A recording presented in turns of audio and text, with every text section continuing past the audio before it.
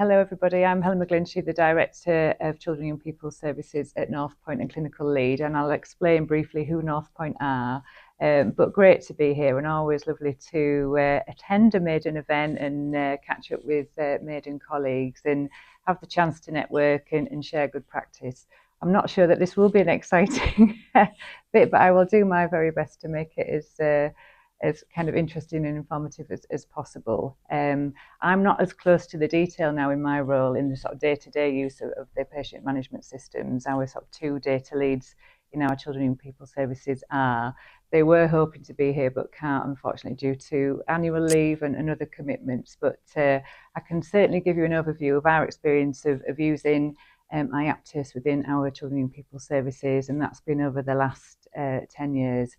And how it's helped us to develop our services, inform our service models, create efficiencies, how it can kind of respond to our commissioners' requirements, and again, influence things in the mental health system more widely.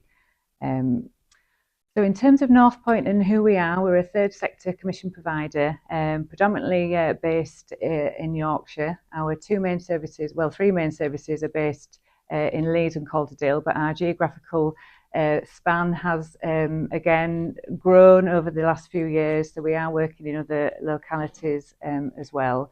And we have three main sort of commission services. One is our adult service. We are the provider of, as part of a consortium for Leeds iaptus, now known as Leeds Mental Wellbeing Service, and we also work in the primary care networks across Leeds, also in that adult service.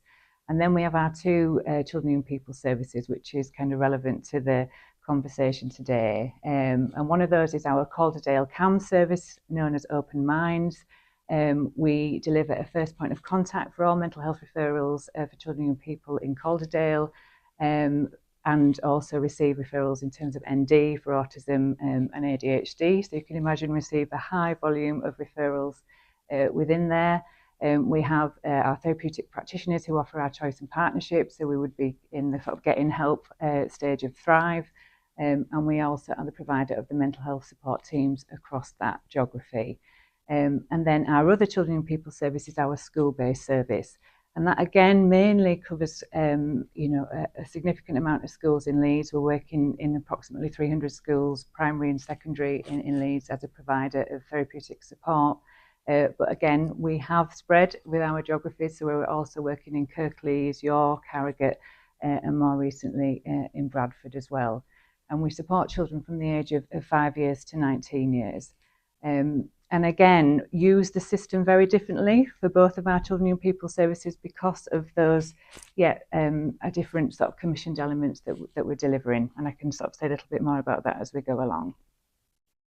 So our commissioning is mainly from health, ICBs, the NHS, local authority, and education. And our sort of journey, relationship with Maiden started around 10 years ago when we were awarded the contract for our Calderdale services. So that initially started with the therapeutic practitioner offer, what would have been Tier 2 at the time. And we did that in partnership with SWIFT, the Southwest Yorkshire Partnership Trust. And they were quite clear it wouldn't be appropriate and or practical for us to use their patient management system at the time. And this was the very sort of first time that we were looking to use a patient management system in our Children and Young People services. So our director at the time, key for him was to find a system, a provider that could be responsive, that could be flexible. A lot of our work was going to be based out in the community, so it needed to be web-based, and that practitioners could be updating their sort of clinical notes as they go along. It needed to be cost-effective. Importantly, it needed to extract and be able to flow data to the mental health services data set, all the things that I'm sure you're all aware of. Could respond to the needs of the commissioners, and key to that as well was the reporting elements. How could it inform us in terms of the kind of needs of children and people, what the kind of prevalent themes and issues were, and help support obviously the caseloads for the practitioners and for the managers and supervisors to oversee those. So from that process, we chose iaptus CYP through Maiden, and at that point, because it was a much smaller kind of offering in terms of the service, We knew it was going to grow and expand. A few, 2 or 3 years later, we were asked to deliver the first point of contact service. And I think that's certainly been our experience, just how we've been able to work with Maiden to keep adapting to our service needs in terms of pathways and different features. I mean, really exciting again to hear some of the new features on the horizon. I know, again, I was thinking our data leads would be very excited about that. And again, that's an ongoing sort of conversation. Certainly, we're kind of always looking to what else can we be doing, how else can we be using the system to best meet the needs all around. In schools, we were a little bit later to the party because up until 2020, the year of the pandemic, within that service, we were still using paper records, believe it or not. We were old school. And but through a procurement on that contract, where fortunately we were successful and awarded further sort of schools and clusters. So we went from a team of 20 therapists to a team of 40. We were awarded the contract in the April of 2020, so we were well into lockdown, and we needed to mobilise by September. And one of the requirements again was that we needed to be using a patient management system. And of course, for us, that was going to be iaptus CYP, and we'd worked with commissioners through a procurement process to support that to happen. But you can imagine it was a bit of carnage because we had 20 of the team who'd never used a patient management system before. We had to recruit to a further 20 therapists, and we had to kind of look to manage that transition and to support the training to be able to use the system. And the pathway was actually very different to any of the pathways that we were using over in our Calderdale CYP service. Actually much more straightforward, assessment, 6 to 8 sessions, predominantly individual sort of therapy, but some group-based offers and different consultation elements. And again, worked really closely with Maiden and the team. I think it was Heather at the time that was doing our sort of training for us remotely, but it was a whole culture shift. And I think in terms of the language as well, referring to patients rather than clients. So really helping, having to sort of work to help the team to move forward with that. But I think once everybody sort of understood the advantages, and of course from an IG and data security angle, it's a no-brainer, but also for the efficiencies of the therapists, being able to update the notes as they go along, for the managers and supervisors again to be able to sort of oversee caseloads in the way that we can, and how that again gives the children and people and families a much better user experience. So although again it seems quite strange to think within the kind of one organisation there was such, again a different sort of time frame to this, but again sort of due to the sort of commissioning and just the way that the service offer kind of offerings, it's been a very different experience. But I think that really reflects again the flexibility of the system to best meet the needs for that particular service.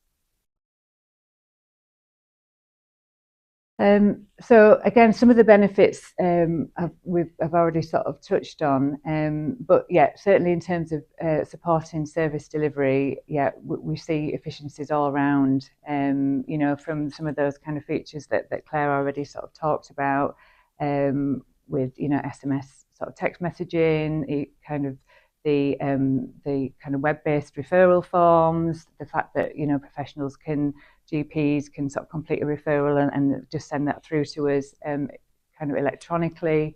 From a safeguarding and clinical risk perspective, we find it particularly helpful. So again, those kind of RAG rating risk flags that you can put in for high, medium and low risk, the sort of safeguarding labels, and just the kind of label features generally, I think, which can sort of inform, again, all of the sort of the data and the demographics that we need to sort of be understanding to sort of again best to inform our sort of service offers and delivery. And an example of that for us was just again at the point of the pandemic, we were again really seeing an increase in terms of mental health needs for children and young people, as I'm sure you all were as well.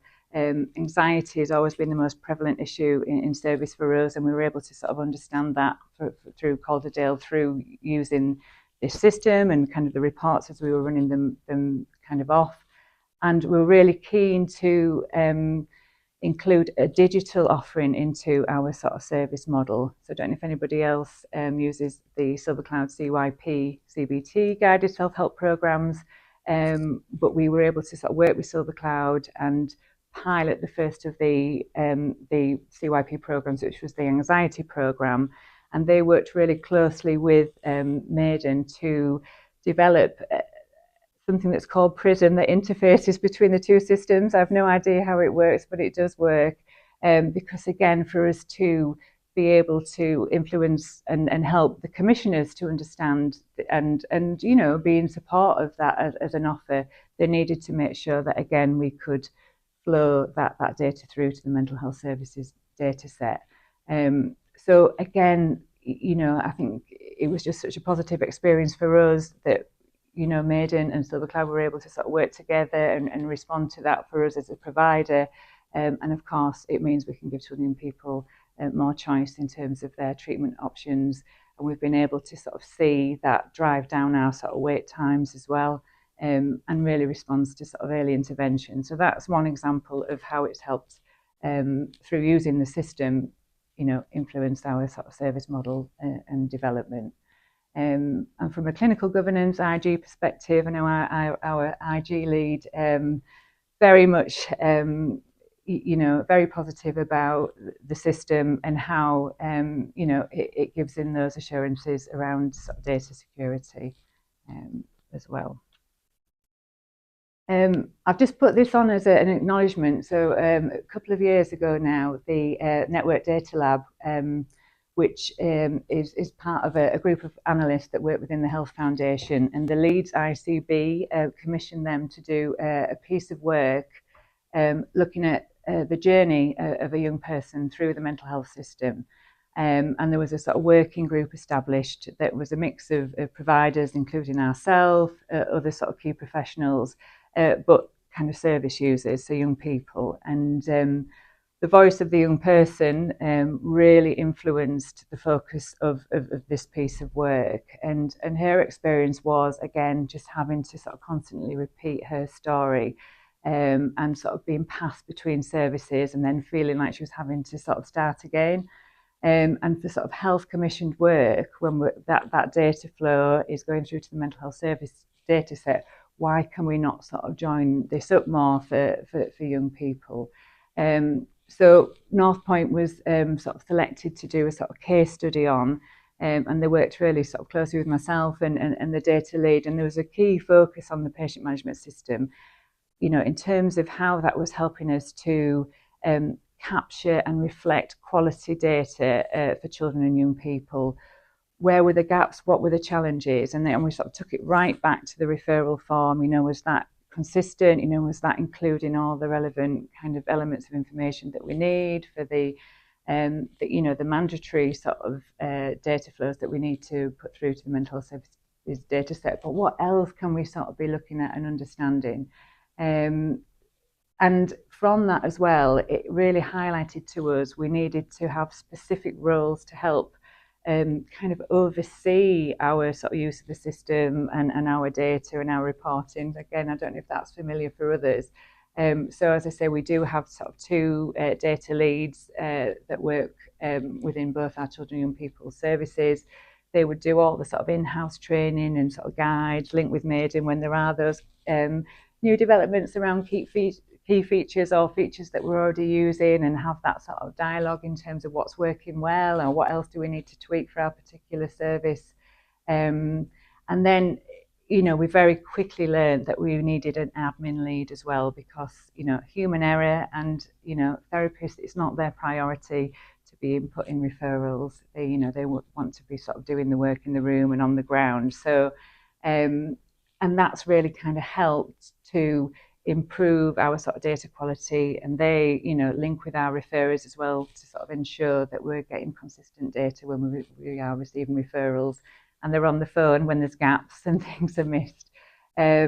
So through that process, those things kind of really came to light, and again we were able to respond to. From Vicky and Georgia, who can't be here today, I mean, I won't go through everything, but this was sort of feedback from them. And I think, again, just in terms of the differences, you can see how we are using, some of the features differently. For example, SMS messages are really key for the young people in our CAM service. We tend not to use that feature as much in schools just because actually the young people aren't allowed access to the phone when they're in school and those kind of things. And again, the pathways, and because of the different service areas, you know, I guess things are, again, just in some ways more complex. So again, a lot of the features we're using around, the bulk SMS messages, the online referral forms, and those kind of things. And whereas for the schools on the other side, you can see it's much more around the kind of labels and the reporting elements and the hypercube that they've highlighted as feeling really helpful. But again, I think that just shows how, we're working on the same system, but being able to use it differently to best meet the needs. I've just put a link to this in because, again, Silver Cloud and Northpoint, we were asked to reflect in an article for the British Journal for Child Health around our use of developing a digital offer within our service model. But again, a key part of that article and that we were asked to reflect on was around data security, information governance, but how the two, how were we able to sort of report that data through again to the mental health services data set. So there's a reflection in there in terms of the PRISM element and how that's sort of enabled us to do that. And that's, I guess, a very brief overview in terms of how we're using the system and how we have done over this last decade. As I say, it's brilliant to hear about some of the new developments and features that are on the horizon as well. I think in terms of equality, diversity and inclusion, it's brilliant that we're going to be looking at those questionnaires and things in different languages.